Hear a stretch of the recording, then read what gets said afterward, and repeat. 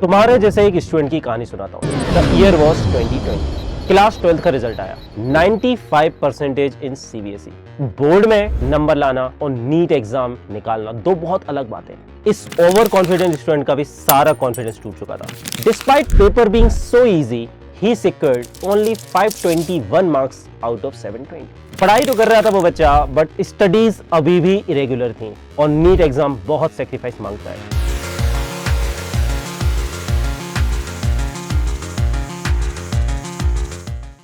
तुम्हारे जैसे एक स्टूडेंट की कहानी सुनाता हूँ। क्लास 10 का टॉपर, बड़ा ही टैलेंटेड बच्चा था, स्मार्ट था, क्विक लर्निंग, कॉन्फिडेंट था, a little bit over confident. But over confidence तो टैलेंट के साथ आता ही है। थोड़ा बहुत स्टडीज को लेके इरेगुलर था, but overall a sincere aspirant.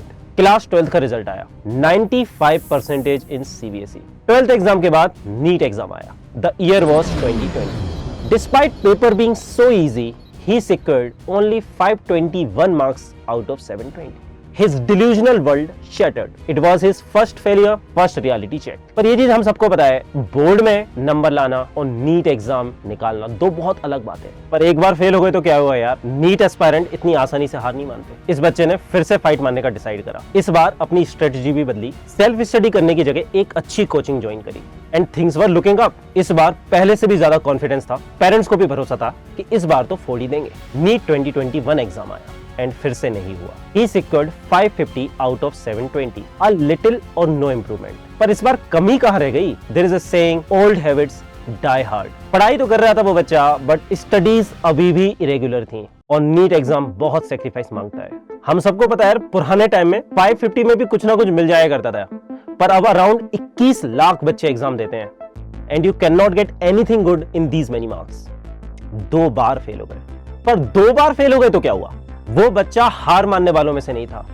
Decide किया सेकंड ड्रॉप लेगा। मुश्किल होता है, फैमिली प्रेशर भी बहुत होता है, पर लेना है, डॉक्टर बनना है ना यार। And he realised his firework is not enough.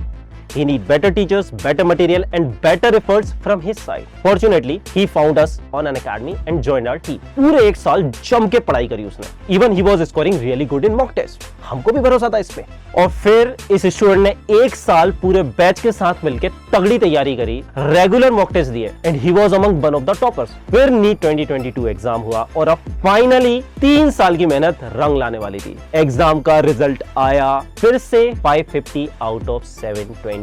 No improvement at all. पर इस बार क्या गड़बड़ हुई यार? टीचर्स भी बेस्ट थे, मटेरियल भी बेस्ट थे, पढ़ाई भी करी थी, कहाँ गड़बड़ हुई? जब बात करी इस स्टूडेंट से तो पता चला ये बच्चा सिर्फ उन टॉपिक्स की क्लासेस करता था जिसमें उसको वीक फील होता था। जो टॉपिक्स में वो कॉन्फिडेंट फील करता था उसने वो क्लासेस, वो लेक्चर्स तक अटेंड नहीं करे थे और फाइनल एग्जाम में वो मैक्सिमम क्वेश्चंस उन्हीं टॉपिक के गलत करके आया। ये एक बहुत बड़ी सीख है हर ड्रॉपर स्टूडेंट के लिए and this is the most common mistake जो लगभग मैक्सिमम ड्रॉपर स्टूडेंट करते हैं। और ये एक चीज मैं हर ड्रॉपर स्टूडेंट से कहना चाहता हूँ, जब तुमने ड्रॉप ले लिया है, एक अच्छे टीचर्स की टीम ज्वाइन कर ली है, तो यार 100% भरोसा करो। मान के चलो तुम 0 लेवल से स्टार्ट कर रहे हो और एटलीस्ट क्लासेस सारी A to Z अटेंड करो, क्योंकि जिन टॉपिक्स में तुमको लगता है ना कि तुम बहुत कॉन्फिडेंट हो, वहां पर भी बहुत छोटे छोटे से कॉन्सेप्ट्स होते हैं जो मिस हो जाते हैं तुम्हारे, और वो तुम्हारा फाउंडेशन खराब कर देते हैं, जिसके कारण इवेंचुअली हमारी बहुत सारी मिस्टेक्स हो रही होती है। बहुत सारे ड्रॉपर स्टूडेंट्स को लगता है उनके मॉक टेस्ट में सिली मिस्टेक्स हो रहे हैं, जबकि गड़बड़ उनके कॉन्सेप्ट में होती है। स्पेशली इस चीज को फिजिक्स में हमको ध्यान रखना है। 2 ड्रॉप के बाद ना इतने कॉन्फिडेंट स्टूडेंट का भी सारा कॉन्फिडेंस टूट जाता है, पेरेंट्स का भी कॉन्फिडेंस चला जाता है, ऊपर से रिलेटिव्स का प्रेशर, सोसाइटी का प्रेशर, शर्मा जी का प्रेशर, सबसे बड़ी बात खुद से ही हम डिसअपॉइंटेड हो जाते हैं। अब ये बच्चा भी हार चुका था, सोचा ठीक है अब बीएससी वगैरह जो भी मिल रहा है उसको लेते हैं। उसने मुझसे बात करी। Fortunately, I saw his message on my WhatsApp. I talked to him. He asked कि सर क्या मुझे फिर से ड्रॉप लेना चाहिए? Like most of you ask me this question after NEET examination and I cannot answer this question for you. I always tell you, go and watch my 40-minute analysis, drop for NEET or not. He did the same thing. He did the 40-minute analysis and he realized his all mistakes।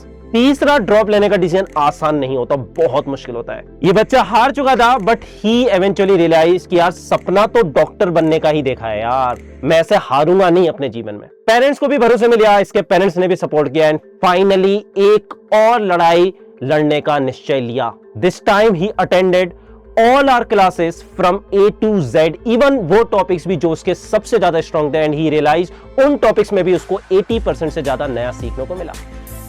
NEET 2023 हुआ, result आया He secured 180 out of 180 marks in physics, All India 395 rank. I hope you all know मैं किस student की बात कर रहा हूं. अगर तुम जानते हो तो कमेंट में उसका नाम लिख के जाओ. One takeaway from this story: if talent and hard work are your speed, then being speedy is necessary but not sufficient. Chase velocity, not just speed.